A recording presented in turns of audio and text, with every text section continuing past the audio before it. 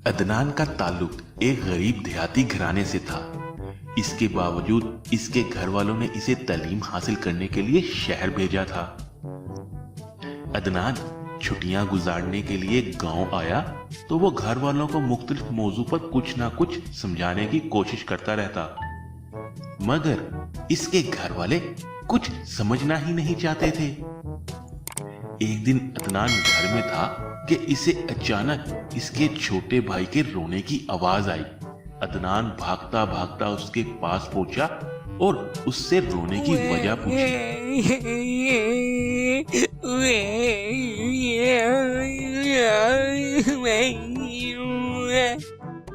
क्या हुआ सनी? क्यों रो रहे हो? क्या मसला है? अरे भाई, ये देखो ना, गाय ऊपर नहीं जो रही। इसका चारा छत पर है। अगर ये ऊपर ना गई तो ये चारा कैसे खाएगी? और अगर इसने चारा ना खाया तो ये तो भूखी मर जाएगी। मेरी गाय। अरे बाबा, इस वजह से तुम रो रहे हो? तो तुमने अपना दिमाग क्यों नहीं इस्तेमाल किया? रुको, अब रोना बंद करो।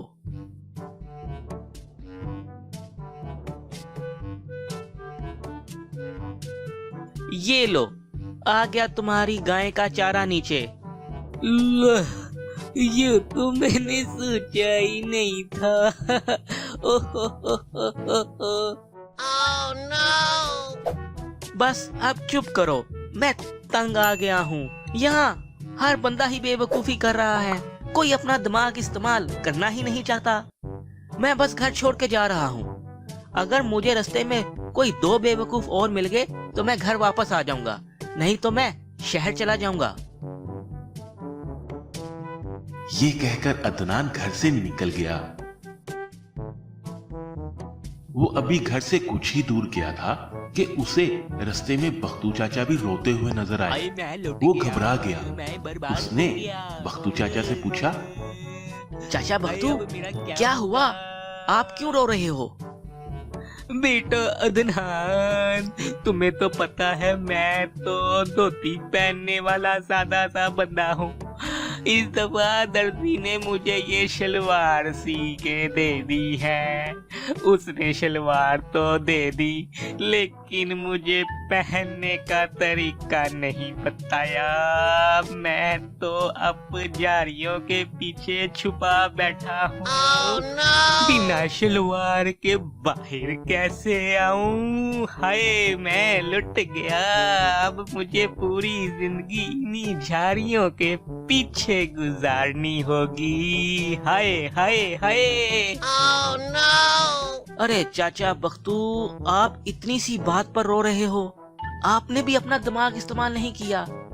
रुको, मैं बताता हूँ कि इसको कैसे पहनते हैं। लो, पहन लिया अब आपने। अरे अदनान बेटा, तुम्हारा बहुत बहुत शुक्रिया। ये तो बहुत आसान है। हाय, अब तो मैं घूम फिर सकूंगा। वाह जी वाह। इसके बाद अदनान कुछ और आगे गया तो वहां उसे कुछ लोगों का रश नजर आया। ऐसे मालूम हो रहा था जैसे कोई शादी हो। अबे नहीं नहीं, और ये नहीं हो सकता।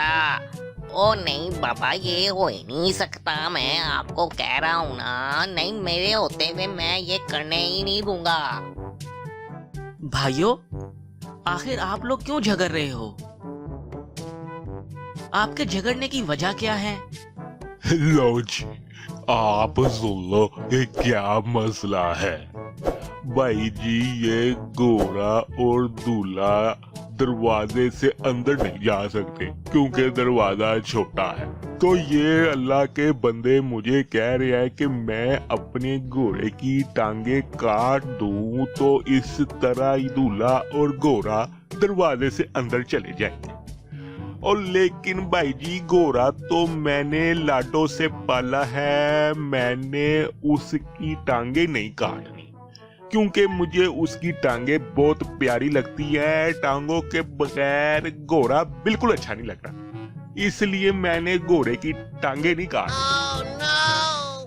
भैया जो भी करना है जरा जल्दी करो, मेरी शादी है आज।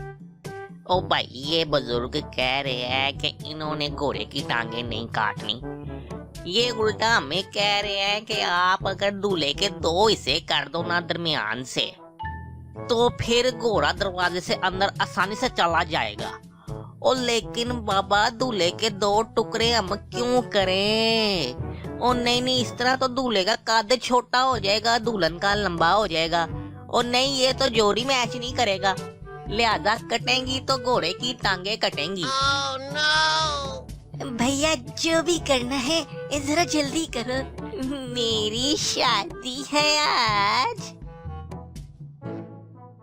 या अल्लाह, मैं किधर फंस गया हूँ। आप इतनी सी बात पे यूं झगड़ रहे हो और इतना शोर मचाया हुआ है।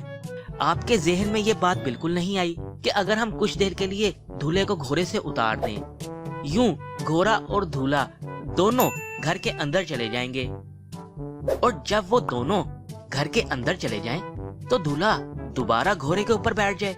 यूं मसला खत्म हो जाएगा, ना घोड़े की टांगे कटेंगी और ना दूल्हे के 2 हिस्से होंगे।